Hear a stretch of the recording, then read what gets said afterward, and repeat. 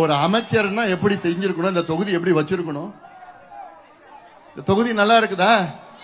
மோசமா நாசமா போயிடுச்சு, நாசமா போயிடுச்சு.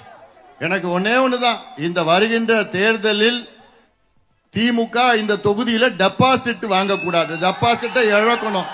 செய்வீங்களா? செய்வீங்களா? சும்மா நடக்கும். இங்க ஒரு அமைச்சர் ஒண்ணுமே செய்யாத ஒரு அமைச்சர் இருக்கிறார். என்ன இவருக்கு என்னன்னா, அந்த இந்த கல்யாணம் காது குத்து கர்மாதிக்கு வந்துட்டு ஒரு 100 ரூபாய் 1000 ரூபாய் மொழி எழுதிட்டு போவார். அவ்வளவுதான். அது போதுமா? சந்தோஷமாயிடுவீங்களா நீங்க? உங்க பிள்ளைங்களாம் படிக்க வேணாமா? படிச்சு வேலைக்கு போக வேணாமா? தொழிற்சாலை வரக்கூடாதா? சாக்கடையில தான் இருக்கணுமா? கொசு தொலையில் தான் இருக்கணுமா? குடிநீர் வசதி இல்லாம இருக்கணுமா? அதனால்தான் ஒரு மாற்றம் வரணும். அந்த மாற்றம் செஞ்சியில வரணும்.